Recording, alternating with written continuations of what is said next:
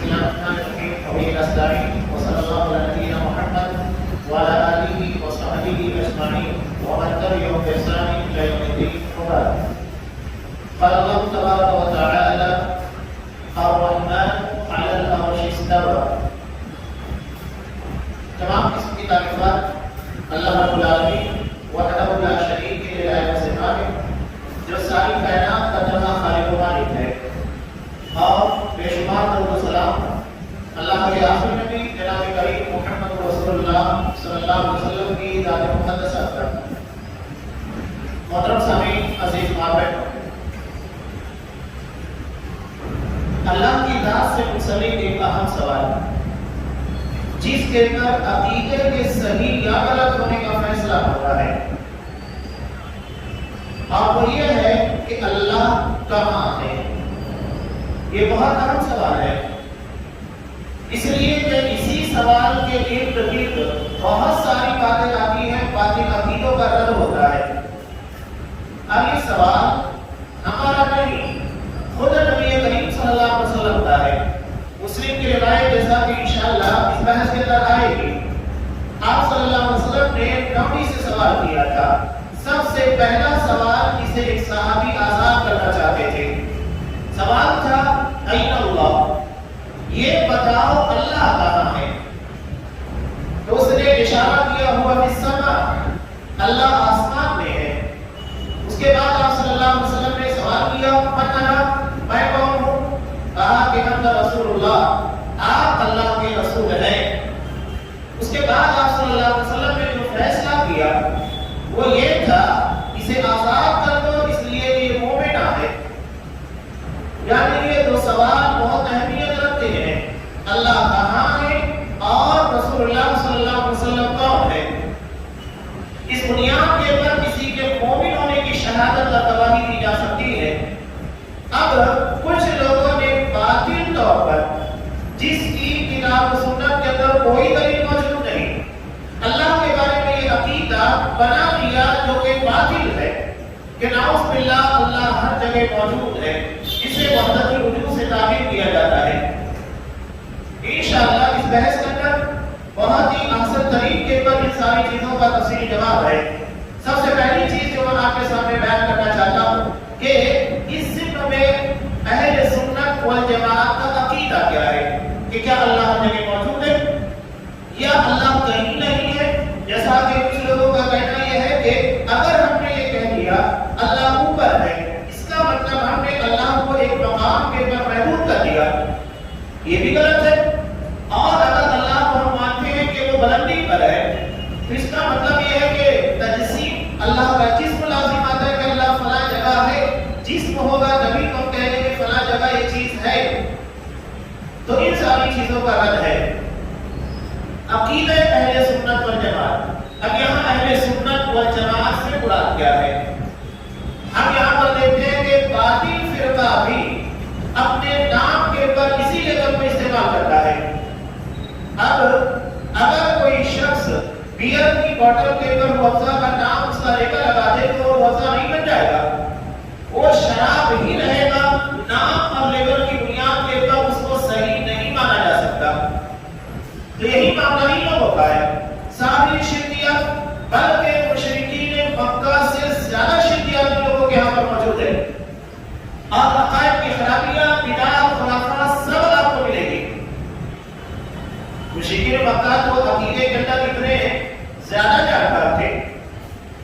ایک مشہور روایت اسے امام بخاری رحمۃ اللہ علیہ کتاب جنائز میں حضرت سعید بن مسیب رحمہ اللہ سے، اور وہ اپنے باپ حضرت مسیب رضی اللہ تعالیٰ عنہ سے روایت کرتے ہیں کہ جب آپ صلی اللہ علیہ وسلم ابو طالب جو اپنے چچا تھے ان کی وفات کے وقت وہاں پر گئے تو وہاں ابو جہل اور عبداللہ بن ابی امیہ موجود تھے. آپ صلی اللہ علیہ وسلم نے دونوں کو نظر انداز کیا اور اپنے چچا سے صرف یہ کہا تھا یا قل لا الہ الا اللہ کلمۃ وحاجۃ بها عند اللہ. چچا جان آپ لا الہ الا اللہ پڑھ لیجیے، اس ایک کلمے کی بنیاد پر میں اللہ کے یہاں آپ کے حق میں حجت پیش کرتا. میرا چچا مسلمان تھا. ابو جہل اور عبداللہ بن ابی امیہ ایک زمان پر کیا کہتے ہیں، اطاع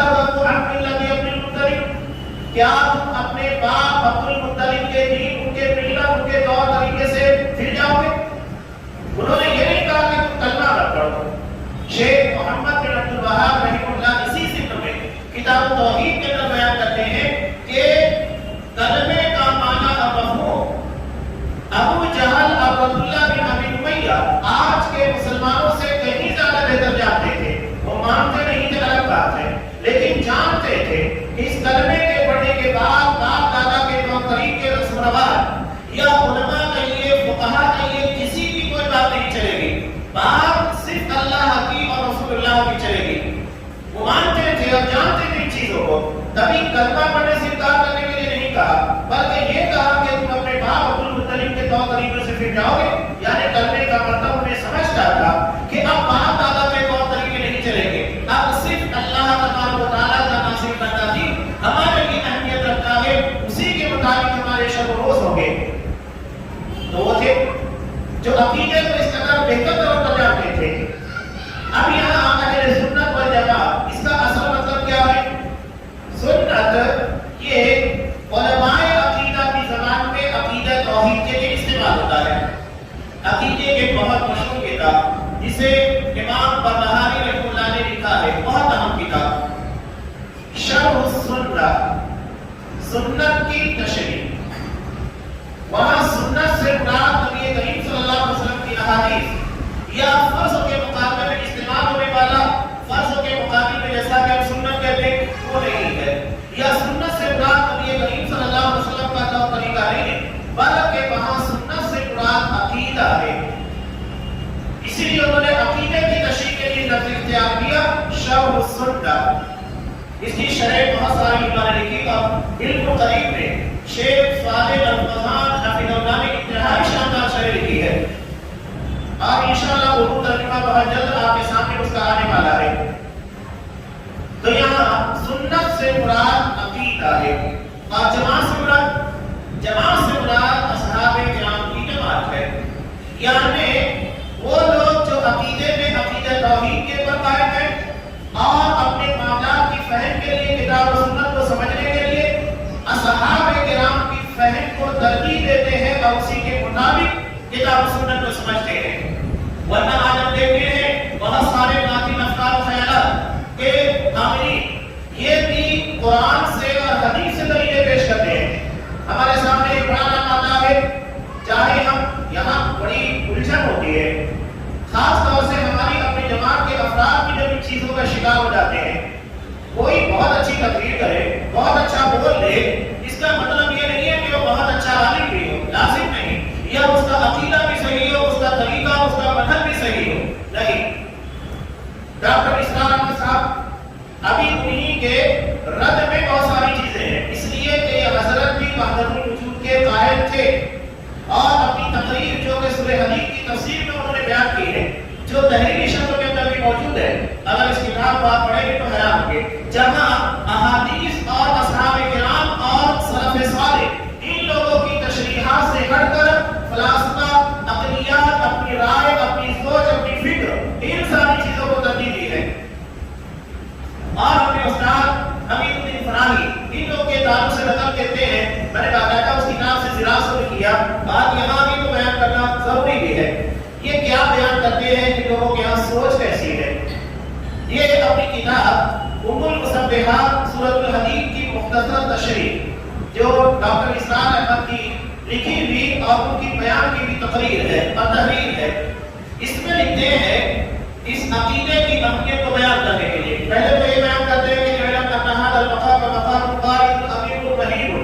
कि जान लो ये मकाम यानी अकीदे के बारे में बयान करना, इसलिए कि बहस चल रही थी वल अव्वल वल आखिर वल ज़ाहिर वल बातिन, अल्लाह अव्वल है, आखिर है, ज़ाहिर है, बातिन है।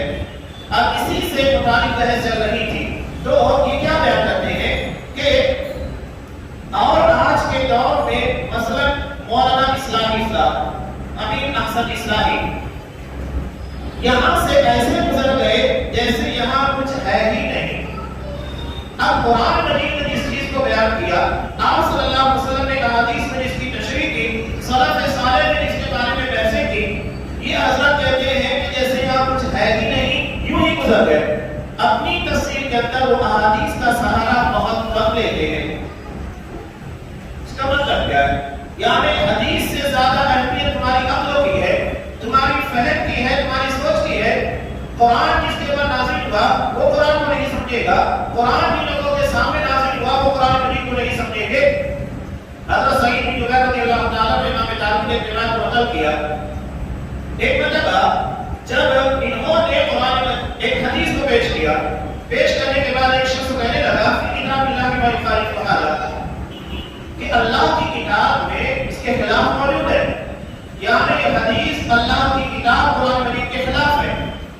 انہوں نے انتہائی سخت لہجے میں کہا تھا، الا قرآنی محدث ما رسول اللہ وتعلم بکتاب اللہ، میں تمہارے سامنے حدیث رسول بیان کر رہا ہوں، آپ اسے اللہ کی کتاب قرآن مجید سے ٹکرانے کی کوشش کر رہے ہو۔ کان رسول اللہ صلی اللہ علیہ وسلم اعلم بکتاب اللہ منک، اللہ کے رسول صلی اللہ علیہ وسلم تم سے کہیں زیادہ بہتر اللہ کی کتاب کو جانتے تھے۔ تم کون ہوتے بیان کرنے والے کہ یہ حدیث قرآن کے خلاف ہے؟ یہ بہت سنگین معاملہ ہے۔ تو یہ جو احادیث کا بہت کم سہارا لیتے ہیں اور وہ بیان بھی کر رہے ہیں، ان کا اپنا ذوق اور مزاج تفسیر القرآن بالقرآن ہے۔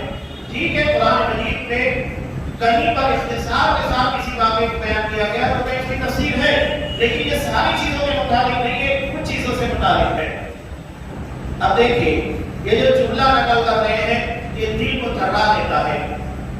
حدیث کی عظمت ان لوگوں کے نزدیک ہے ہی نہیں۔ یہ حدیث کے مقابلے میں اخبار صحابہ کے اقوال سلف صالح ان لوگوں کی فہم کے مقابلے میں اپنی عقلوں کو اور اپنی سوچ کو کتنی اہمیت دیتے ہیں، ذرا غور کیجیے۔ یہ جملہ لکھ رہے ہیں کہ چنانچہ بعض معاملات میں تو انہوں نے متفق علیہ احادیث کو بھی لائق اعتنا نہیں سمجھا، یعنی وہ حدیثیں جو مقام اور رتبے کے اعتبار سے سند کے اعتبار سے سب سے بلند ترین ہے، اس کے بارے میں اور کیا کہتے ہیں کہ انہوں نے متفق علیہ احادیث کو بھی لائق اعتنا نہیں سمجھا اور اٹھا کر پھینک دیا، نعوذ باللہ۔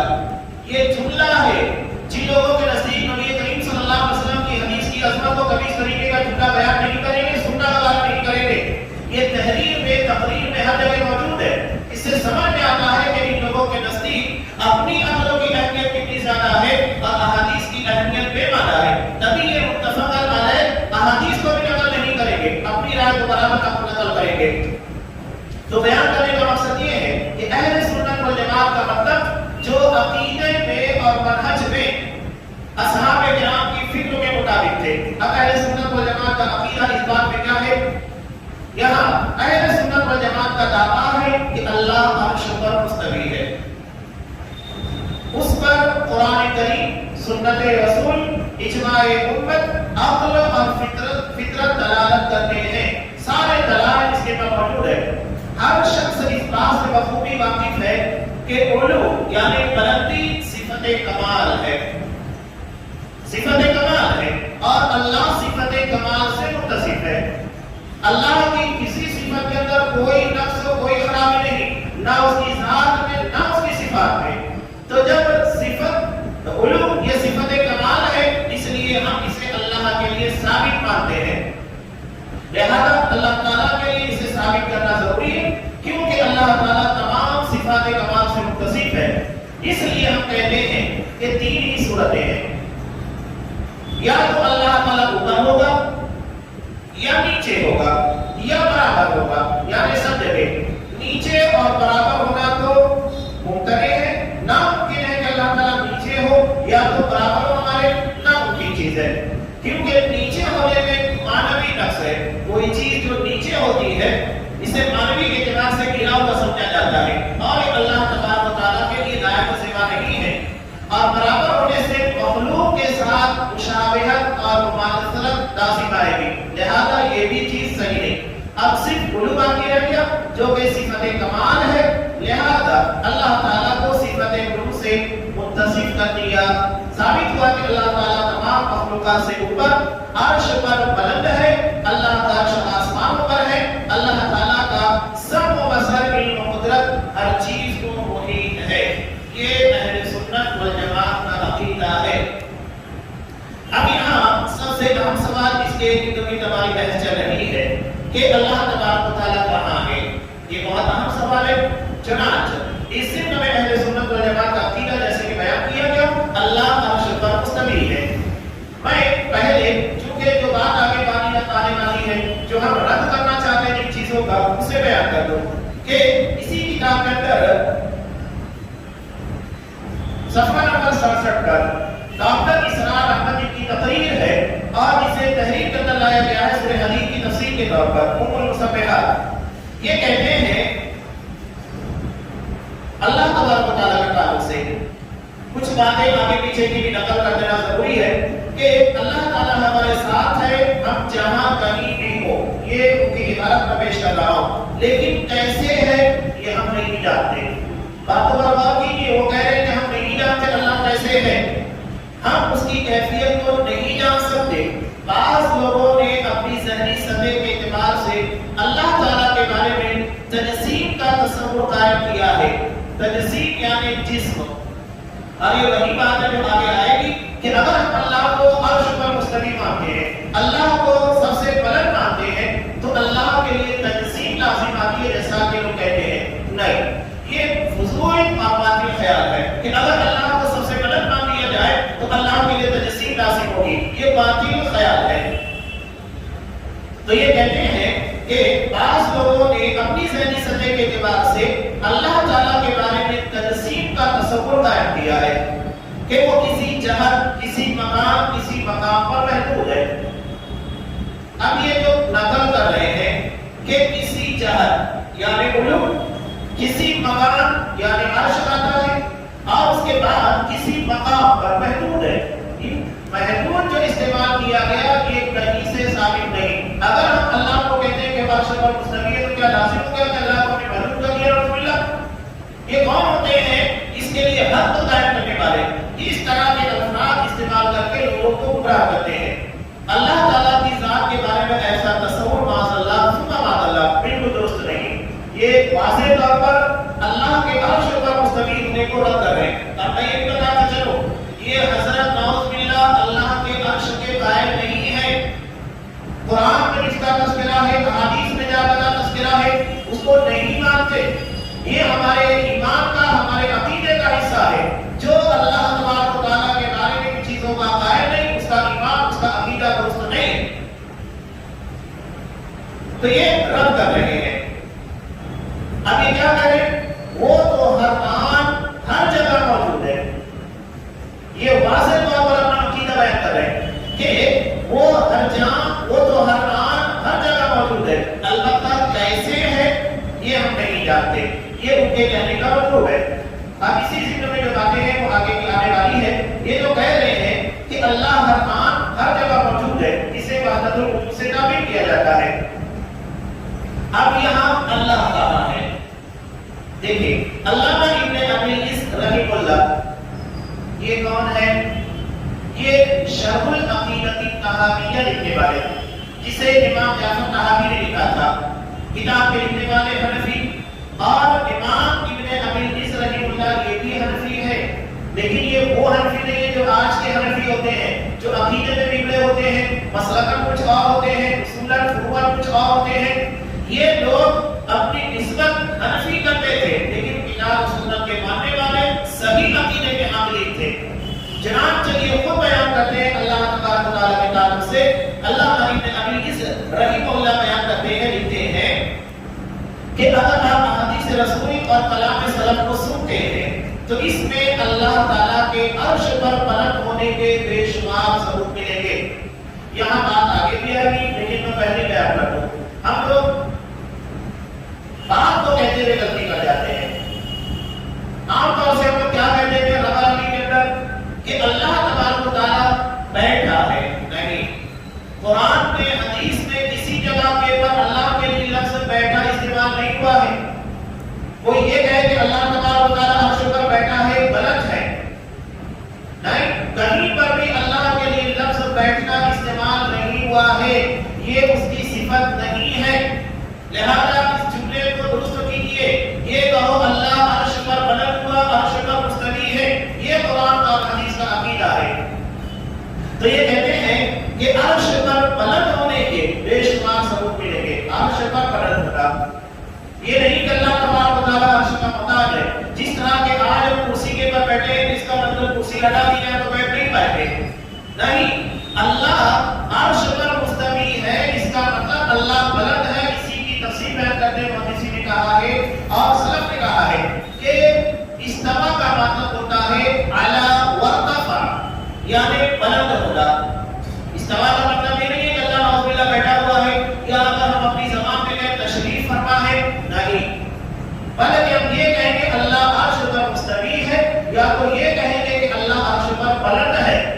یہ صحیح تعبیر ہے جو قرآن حدیث کے اندر آئی ہے, اور یہ وہی بیان کر رہے ہیں کہ اللہ تعالیٰ کے عرش پر بلند ہونے کے بے شمار ثبوت ملیں گے. اس میں تو کوئی شک نہیں کہ اللہ تعالیٰ نے جب مخلوق پیدا کی تھی تو اس نے اپنی ذات کے اندر نہیں پیدا کیا تھا, بلکہ اپنی ذات کے باہر پیدا کیا, اپنی ذات کے اندر نہیں. اللہ تعالیٰ اس سے منزہ مقرر ہے کہ وہ اپنی ذات کے اندر مخلوق کو پیدا کرے, کیونکہ وہ اکیلا و بے نیاز ہے. اکیلے پن کا ثبوت ختم ہو جائے گا اگر یہ کہیں کہ اللہ نے اپنی ذات مخلوق کو پیدا کیا, اکیلا کہاں رہ گیا. اب اس کی ذات میں کہیں اور ذاتیں سما گئی ہیں, وہ اکیلا نہیں رہ گیا. نہ اس نے کسی کو جنا اور نہ وہ جنا گیا ہے. لہذا یہ بات ہے کہ اللہ تعالیٰ نے مخلوق کو اپنی ذات سے خارج پیدا کیا, اپنی ذات سے الگ پیدا کیا. اللہ قائم کی ذات اور کائنات سے جدا ہے, وہ کائنات میں نہیں ہے. اس صفت کے ساتھ اگر اللہ تعالیٰ اپنی ذات کی بلندی سے موصوف نہ ہو تو معاملہ اس کے بالکل برعکس ہوگا, یعنی لازم آئے گا کہ مخلوق سے جدا نہیں ہے, یعنی مخلوق نے سمایا ہوا ہے, کائنات کے اندر پایا جاتا ہے, جو کہ باطل ہے, غلط ہے. آگے اس صفت میں بہت سارے دلائل موجود ہیں. میں چند دلائل آپ کے سامنے پیش کروں گا. سب سے پہلی چیز اللہ تبارک و تعالیٰ نے جو بیان کیا سورہ نحل آیت نمبر 50, اللہ کہتا ہے یخافون ربهم من فوقہم, کہ اللہ کے بندے اپنے اوپر والے رب سے ڈرتے ہیں. اللہ نے کتنے واضح بات کہا کہ اللہ کے بندے اپنے سے اوپر والے رب سے ڈرتے ہیں. قرآن واضح طور پر فوق کا لفظ استعمال کر رہا ہے, اوپر. اور دوسری دلیل جیسا کہ سورہ انعام 18 اور 61 نمبر کی آیت ہے وَهُوَ الْقَاهِرُ فَوْقَ عِبَادِهِ, کہ وہ اپنے بندوں کے اوپر حاکم ہے. لفظ فوق یہاں پر بھی استعمال ہوا, اللہ اوپر ہے. اللہ نے ارشاد فرمایا سورہ مائدہ آیت نمبر 4 میں تعرج الملائکۃ والروح الیہ, فرشتے اور روح الامین یعنی حضرت جبرائیل علیہ السلام اس کی طرف چڑھتے ہیں. معراج عربی زبان میں سیڑھی کو کہا جاتا ہے, نیچے سے اوپر جانے کا ایک ذریعہ اعلیٰ ہوتا ہے. تو فرشتے اللہ کی طرف چڑھتے ہیں. یہ اس بات کی دلیل ہے کہ اللہ بلندی پر ہے, نیچے نہیں ہے, یا ہر جگہ موجود نہیں ہے. اگر ہر جگہ موجود ہوتا تو فرشتوں کو چڑھنے کی ضرورت کیا تھی. یہ گلا گلا رد ہے ان ساری چیزوں کے اندر. اور بھی بہت سارے دلائل جیسا کہ اللہ نے خود بیان کیا سورہ فاتحہ آیت نمبر 10 میں الیہ یصعد الکلم الطیب, اللہ کی طرف پاکیزہ کلمات چڑھتے ہیں, بلند ہوتے ہیں. ہاں حدیث کے اندر بھی اس کے دلائل موجود ہیں. ایک مشہور روایت جسے امام ابو داؤد وغیرہ نے مسند بزار اور المعجم الکبیر للطبرانی بہت سارے احادیث کی کتابوں کے اندر صحیح سند کے ساتھ ہے. نبی کریم صلی اللہ علیہ وسلم نے ارشاد فرمایا ان اللہ یستحی من عبادہ اذا رفع یدیہ ان یردہما صفرا, کہ جب بندہ اللہ کی طرف اپنے دونوں ہاتھوں کو اٹھا لیتا ہے دعا کے لیے, جب اللہ سے کچھ مانگتے ہیں تو اللہ کو حیا آتی ہے کہ اس کے ہاتھ کو خالی لوٹا دے. اب یہاں پورے طور پر آپ صلی اللہ علیہ وسلم بیان کر رہے ہیں کہ ہاتھ کو اٹھایا جاتا ہے, یعنی اللہ اوپر ہے تبھی ہاتھ اٹھایا جاتا ہے. اگر وہ ہر جگہ موجود ہوتا تو ہاتھوں کو اٹھانے کی ضرورت کیا تھی. تو یہ واضح طور پر ہے. آگے جیسا کہ ایک مشہور روایت جسے امام بخاری وغیرہ نے نقل بھی کیا ہے کہ ہر رات اللہ تعالیٰ آسمان دنیا کی طرف نزول فرماتا ہے. اب یہ رسول اس کی شایان شان ہے, وہ کس طرح ہے واللہ ہی دیتا جاتا ہے. ہم کو جو بیان کر دیا جو ہم مانتے ہیں. علامہ سے مسلم کی مشہور روایت ہے حجۃ الوداع کے موقع پر آپ صلی اللہ علیہ وسلم نے اصحاب کرام سے سوال کیا تھا الا هل بلغت, کہ کیا میں نے اللہ کا دین اللہ کے احکامات تم لوگوں تک پہنچا دیے. انہوں نے کہا کہ کیوں نہیں, بلغت وادیت یا رسول اللہ, اللہ کے رسول آپ نے صرف پہنچایا نہیں, پہنچانے کا حق ادا کر لیا. قرآن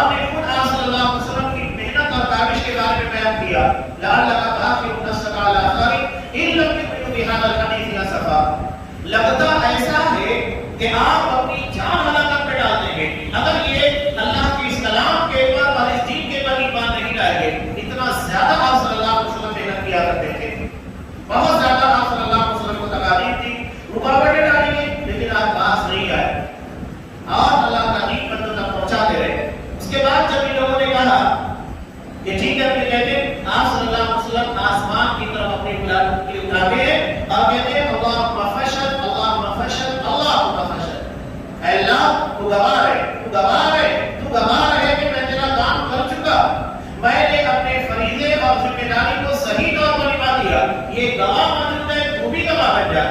آپ صلی اللہ علیہ وسلم نے آسمان کی طرف انگلی اٹھائی، یہی اس بات کی دلیل ہے کہ اللہ آسمان پر ہے، نہ کہ ہر جگہ موجود ہے۔ یہ دلائل تھے جو قرآن اور حدیث کے جو اللہ کے اس بات کی دلیل ہے کہ اللہ تبارک و تعالیٰ کہاں ہے۔ اب یہاں ایک اہم بات جو چیز یہاں نقل کی جا رہی ہے، اللہ علو یعنی بلندی کی صفت سے متصف ہے، اس کے پر دلائل کو پیش کیا جا رہا ہے۔ طویل بحث ہے، میں چند باتیں سے آپ کے سامنے رکھنے کی کوشش کروں گا۔ یہاں حضرت معاویہ بن حکم سلمی رضی اللہ تعالیٰ بیان کرتے ہیں کہ اس باب میں بنیادی حدیث ہے جسے امام مسلم نے رحمۃ اللہ علیہ نے نقل کیا ہے۔ یہ کہتے ہیں کہ یہ لوڈی تھی جو حدیبیہ اور جوابیہ، یہ احد اور جوابیہ اس مقام کے پر بکری کو چرایا کرتی تھی۔ اب ایک دن ہوا کیونکہ وہ بکریاں چرا رہی تھی کہ ایک بھیڑیا آیا اور ایک بکری کو اٹھا لے گیا۔ سو مجھے افسوس ہوا اور میں نے اسے غصے میں آ کر ایک تھپڑ مار دیا۔ انسان تھے، بے قابو ہو گئے اور یقینی بات تھی کہ جانور کا نقصان نہ بڑا نقصان تھا۔ چنانچہ بعد انہیں پچھتاوا ہوا کہ میں نے غلطی کی ہے، احساس ہوا مجھے نہیں مارنا چاہیے تھا۔ تو میں اللہ رسول صلی اللہ علیہ وسلم کے پاس اس کو لے کر گیا اور کہا کہ اللہ رسول میں چاہتا ہوں اس کو آزاد کروں۔ سوچئے آزادی ایک بہت بڑی قیمت تھی۔ ایک غلام کو آزاد کرنے، اپنے آپ کو آزاد کرانے کے لیے بڑی بڑی رقمیں دینا پڑتا تھا۔ سالوں محنت کرنے کے بعد وہ اپنی غلامی سے آزادی کی رقم جٹا پاتا تھا۔ ایک صحابی نے صرف ایک تھپڑ کے مارنے کی بنیاد پر، حالانکہ اس لوڈی کی غلطی تھی لیکن سزا اتنی بڑی نہیں دینا چاہیے تھا، ایک تھپڑ کے مارنے کی وجہ سے انہیں احساس ہوا کہ میں نے بہت بڑی غلطی کر دی ہے۔ چنانچہ وہ اسے آزاد کرنے پر آئے، کہا کہ میں اسے آزاد کرنا چاہتا ہوں۔ اپنے ماتحتوں کے ساتھ اچھا رویہ رکھنا چاہیے۔ اگر اللہ نے آپ کو امیر بنایا ہے، سیٹ بنایا ہے دکان کا یا کسی فیکٹری کا مالک بنایا ہے، تو اپنے ماتحتوں کے ساتھ، نوکروں کے ساتھ اچھا سلوک کرنا چاہیے۔ نبی کریم صلی اللہ علیہ وسلم نے اس دنیا سے جاتے ہوئے دو اہم پیغامات دیے تھے، الصلاۃ وما ملکت ایمانکم، نماز قائم کرنا، نماز ادا کرتے رہنا، اور جو تمہارے ماتحت ہیں، ماتحت میں سب آتے ہیں، چاہے بیوی ہو، بچے ہو، جو ہمارے ماتحتی میں نگرانی میں آتے ہیں۔ اللہ نے اگر ہمیں بڑا کاروبار دیا، جو ہمارے زیر سرپرستی کام کرنے والے ہیں، نگرانی کام کرنے والے، یا اللہ نے اگر ہمیں کسی جگہ کا مالک بنا دیا، وہاں پر مزدور لیبر کام کر رہے ہیں، یا اگر ہم اسکول میں کام کر رہے ہیں، کارخانے میں گرمی کر رہے ہیں، جو ہمارے ماتحت ہیں، آپ صلی اللہ علیہ وسلم نے کہا کہ ان لوگوں کے ساتھ احسان کرنا۔ نماز اللہ کا حق ہے اور بندوں کے ساتھ احسان یہ بندوں کا حق ہے۔ دونوں کے بارے میں آپ نے تلقین کی، دونوں اہم چیزوں کو بیان کیا۔ چنانچہ نے احساس کا آزاد کرنے کے لیے لائے۔ تب آپ صلی اللہ علیہ وسلم نے لانے کے بعد اس سے سوال کیا، کہا کہ ایک ہی بیہا اسے میرے پاس لاؤ۔ فاتح کو بیہا میں لے کر آیا تو آپ صلی اللہ علیہ وسلم نے اس سے کہا این اللہ، اللہ کہاں ہے؟ تو اس نے کیا کہا؟ السماء، اللہ آسمان میں ہے۔ تو ٹھیک ہے، آپ صلی اللہ علیہ وسلم نے کہا کہ وَأَنَا، میں کون؟ قالت انت رسول اللہ، اس نے کہا کہ آپ اللہ کے رسول ہیں۔ جیسے ہی اس نے ان دونوں سوالات کے جوابات دیے تو آپ صلی اللہ علیہ وسلم نے کہا آتِقْہا فَإِنَّهَا مُؤْمِنَةٌ، اسے آزاد کر دو، یہ مومنہ ہے۔ آزاد کر دیا۔ ایک لوڈی کو بھی پتا تھا کہ اللہ کہاں ہے، اور آج مسلمان کو پتا نہیں ہے کہ اللہ کہاں ہے۔ یہی وجہ ہے کہ عرب علماء عمومی طور پر جب ہندوستان تشریف لاتے ہیں، اب انہیں پتہ لگ جاتا ہے کہ یہاں پر کچھ ایسے طبقے کے لوگ بھی موجود ہیں، خاص طور سے اب یہ سسٹم بند ہو گیا ہے، ورنہ مدینہ یونیورسٹی سے ہندوستانی جامعات کے بچوں کو لے جانے کے لیے پہلے ان کا تدریبی منصوبہ کرتا تھا جو تقریباً 1 مہینے کا مشتمل ہوتا، اور اس میں انٹرویو لیا جاتا، اس کے بعد پڑھائی ہوتی، پڑھائی کے بعد ایگزام ہوتا، اور اسی بنیاد کے پر انہیں مدینہ یونیورسٹی کے لیے منتخب کیا جاتا تھا۔ اللہ نے ان کو بہت ساری بنایا ہے۔ جیسے ہی وہ کسی ایسے جامعہ کے بارے میں دیکھتے کہ یہ سلفی المسلک نہیں ہے تو انٹرویو میں پہلا سوال کیا کرتے تھے، این اللہ، بتاؤ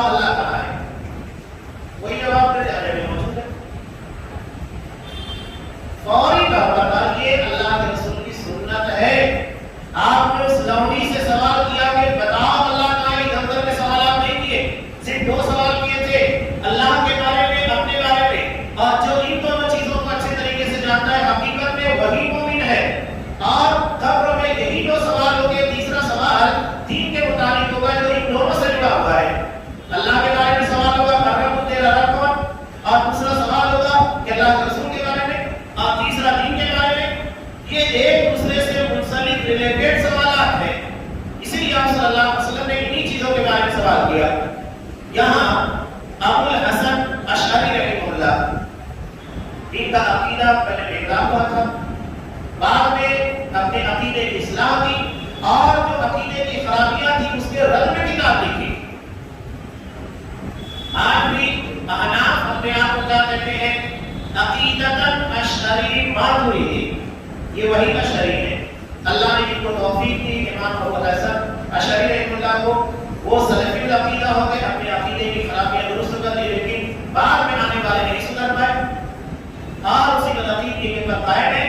وہ تو اپنی اصلاح کر کے اور اپنی ذمہ داری کو ادا کر کے نکل چکے ہیں، بعد میں کوئی یہ نہیں کہہ سکتا کہ ان کی کتاب کی بنیاد پر گمراہ ہوئے، نہیں، انہوں نے اس کے رد میں کتاب لکھ کر لوگوں کے سامنے شائع کر دی۔ یہ کہتے ہیں ھذا يدل على ان اللہ تعالی علی عرشہ فوق السماء، کہ یہ حدیث دلیل ہے کہ اللہ تعالی آسمانوں کے اوپر اپنے عرش پر ہے۔ واضح دلیل موجود ہے۔ امام ابن عبد البر رحمہ اللہ بیان کرتے ہیں اس حدیث کا مفہوم واضح ہے، اس پر مزید کلام کرنے کی چندہ ضرورت نہیں۔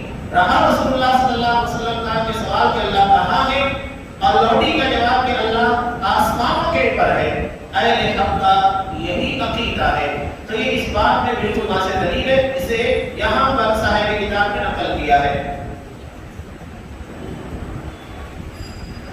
اسی میں جڑی ہوئی کچھ اہم باتیں بیان کرنا ضروری ہے۔ خاص طور سے لوگ یہ سوال کرتے ہیں کہ کیا یہ عقیدہ اصحاب کرام کا بھی تھا یا بعد کے لوگوں کا؟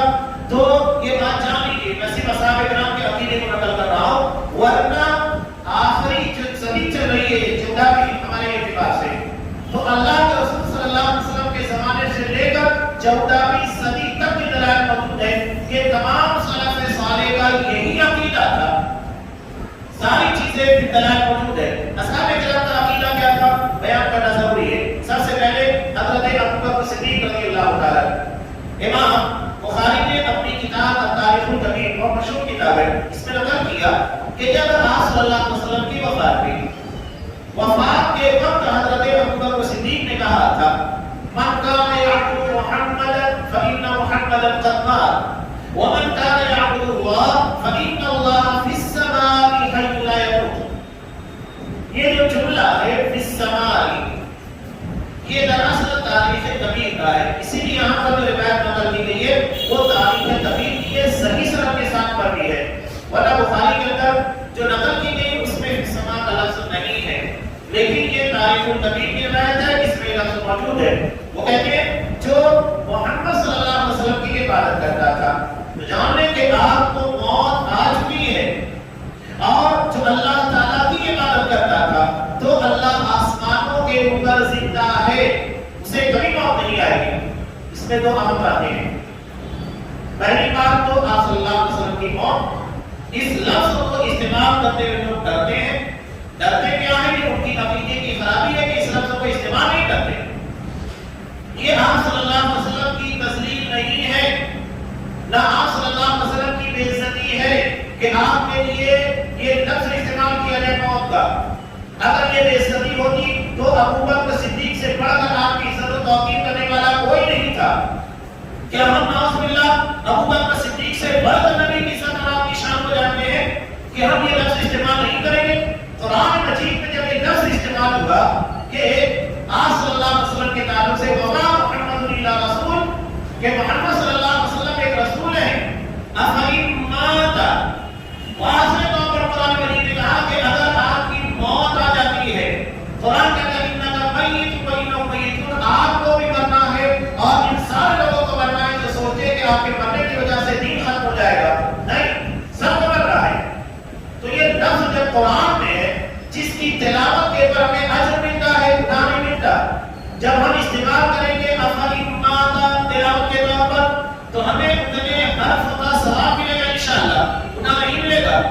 اور جب ہم یہ کہیں گے انک میت کہ آپ کو بھی کرنا ہے، آپ کو موت آئے گی، گناہ نہیں ملے گا، نہ نبی کی شان گھٹے گی بلکہ ثواب ملے گا۔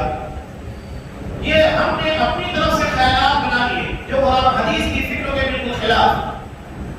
اور جب یہ بات حضرت ابوبکر صدیق نے کہی تھی، پورے مجمع میں کہی تھی، اکیلے میں نہیں کہا، چند لوگوں کے درمیان نہیں کہا، سارا مجمع موجود تھا، صحابہ کرام کا، حضرت عمر فاروق بھی موجود تھے، لیکن کسی نے کہا نہیں کیا، یہی اس بات کی دلیل ہے کہ اس کے پر اصحاب کرام کا اجماع ہے، کسی نے اس کے خلاف کچھ نہیں کہا۔ اور دوسری بات یہ کہہ رہے ہیں کہ اللہ آسمان میں ہے بلندی پر، تو یہ اصحاب کرام کا بھی عقیدہ ہے۔ اس کے بعد حضرت عمر فاروق رضی اللہ تعالیٰ عنہ کے بارے میں بھی امام دارمی نے ایک کتاب لکھی ہے الرد علی المریسی، اور بھی بہت سارے ائمہ نے باقاعدہ اس طرح کی کتابیں لکھی جو عقیدے میں گمراہ تھے ان لوگوں کے رد کے طور پر۔ آپ جب بخاری پڑھیں گے تو آپ کو باقاعدہ چیپٹر ملے گا جہاں پر اس طرح کے لوگوں کا رد کرنے کے لیے مستقل چیپٹر قائم کیا امام بخاری نے۔ تو یہ ائمہ نے اس بارے میں اتنی زیادہ توجہ دی۔ امام صحابی کی کتاب العلو للذہبی، یعنی اللہ کی صفت علو کے بارے میں صحیح سند کے ساتھ نقل کرتے ہیں کہ حضرت عمر فاروق بیان کرتے ہیں کہ روز قیامت زمین کے قاضی کے لیے آسمان کے قاضی یعنی اللہ تعالیٰ کی طرف سے ہلاکت ہے۔ یہ بھی کہہ رہے ہیں کہ اللہ آسمان میں ہے، تبھی وہ کہہ رہے ہیں کہ آسمان کے قاضی سوائے اس قاضی کے جو عدل کا حکم دیتا ہے اور حق کے مطابق فیصلہ کرتا ہے، خواہش نفس، رشتہ داری، رغبت اور محبت کی بنا پر فیصلہ نہیں کرتا، بلکہ ہر چیز کو کتاب اللہ کی روشنی میں حل کرتا ہے۔ یہاں پنچ لوگوں کے لیے بہت بڑی نصیحت ہے جو حضرت عمر فاروق نے کی کہ قیامت کے دن جو اللہ تبارک و تعالیٰ کی کتاب اس کی شریعت کے مطابق فیصلہ نہیں کرتا، پنچائیتیں توڑتے ہیں۔ افسوس ہوتا ہے کہ بعض لوگ دھڑلے کے ساتھ کہتے ہیں نہیں یہ فتویٰ نہیں چلے گا، ہم فتوے کے مطابق فیصلہ نہیں کریں گے۔ جب آپ اللہ کی شریعت نہیں مانتے تو ہم تمہیں نہیں مانیں۔ ایسی کسی پنچایت میں نہیں بیٹھنا چاہیے جہاں اللہ کی کتاب کے فیصلوں کو رد کیا جائے۔ تم اللہ کے فیصلے نہیں مانتے، ہم تمہیں نہیں مانتے۔ افسوس ہے کہ ہم وہاں بیٹھے رہے اور یہاں ابھی تو کچھ نوخیز پنچایت توڑنے والے پیدا ہو گئے جو عملی عقلوں کے اعتبار سے فیصلے کرتے ہیں، اور یہاں مفتیوں کی جسارت بھی حیرت انگیز ہے جو اس طرح کے پنچایت توڑنے والوں کو ہوا دیتی ہے۔ میراث کا فیصلہ، میراث قرآن مجید صاف کہتا ہے مرنے کے بعد ہے۔ یوصیکم اللہ فی اولادکم للذکر مثل حظ الانثیین، پورے آیت پڑھیے، ہر جگہ قرآن مجید کے لفظ استعمال کرتا ہے مما ترک، جو انہوں نے چھوڑا ہے۔ جب تک دنیا میں انسان زندہ ہے وہ مالی کا چھوڑا تھا، مرنے کے بعد چھوڑتا ہے، تو زندگی کے اندر میراث درکار نہیں ہے۔ صاف بات ہے۔ ایمرجنسی کی شکل میں جہاں مفتیان فتوے دیتے ہیں اس کے لیے ہمارے سامنے بالکل واضح دلیل جسے امام بخاری نے نقل کیا حضرت نعمان بن بشیر کی کہ اپنے بچوں کے درمیان عدل ہوگا، انصاف ہوگا۔ یہاں جس طرح شریعت میں ترکے کی تقسیم ہے اس طرح تقسیم نہیں ہوگی۔ ایک غلام کے طرح تیار نہیں ہے۔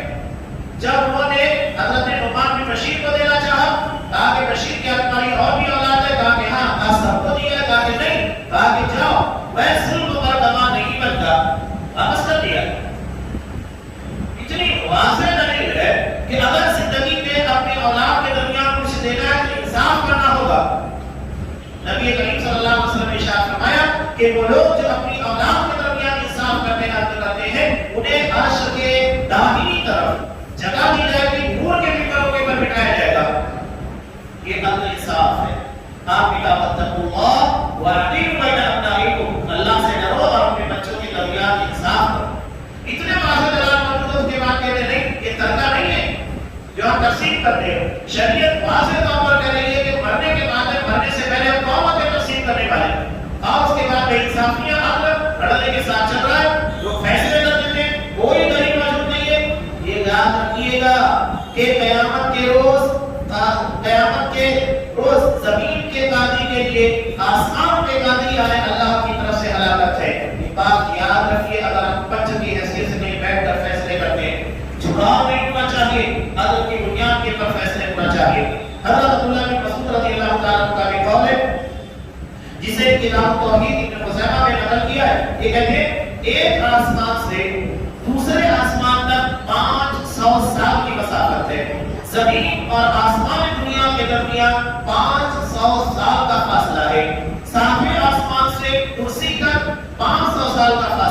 اور کرسی اور پانی کے درمیان 500 سال کا فاصلہ ہے، اور پانی پر اللہ کا عرش ہے اور اللہ عرش پر ہے۔ یہ واضح عقیدہ بیان کر رہے ہیں کہ اللہ ہر جگہ موجود نہیں ہے، بلکہ وہ عرش کے پر مستوی ہے، بلند ہے۔ یہ عقیدے سے متعلق کہ اللہ صفت علو سے متصف ہے، یہی اصحاب کرام کا عقیدہ ہے۔ کتاب و سنت کے اندر اس کے واضح دلائل موجود ہے۔ رہا مسئلہ اس بارے میں لوگ شکوک و شبہات پیش کرتے ہیں، یہ ایک بہت طویل بحث ہے، اس کا ایک حصہ میں نے آپ کے سامنے پیش کیا ہے، ورنہ یہ بہت تفصیل طلب موضوع ہے۔ انشاءاللہ پھر کبھی موقع رہا تو یہ جو باتیں اور بحثیں لے گئی ہیں، بہت سارے اعتراضات شکوک و شبہات لوگوں کے سامنے پیش کیے جاتے ہیں، اور حیرت ہوتی ہے کہ قرآن اور حدیث سے طریقے پیش کرنے کی کوشش کی جاتی ہے کہ دیکھو اللہ اپنے میں موجود ہے، جبکہ وہ کشف کیا جاتا ہے، ثابت نہیں کیا جاتا۔ کشف کرنا الگ ہے کہ آپ کھینچ تاپ کے خود بھی ثابت کر سکتے ہیں، لیکن دلیل کے ساتھ ثابت ہونا واضح طور پر ایک الگ چیز ہے۔ اللہ تبارک و تعالیٰ سے دعا ہے کہ پروردگار ہمارے عقیدے کو مستقیم بنائے، وہ عقیدہ جو کتاب سنت اور فہم سلف کی روشنی میں ہو، ہمیں عقیدے کی اور فکر کی تمام گمراہی سے محفوظ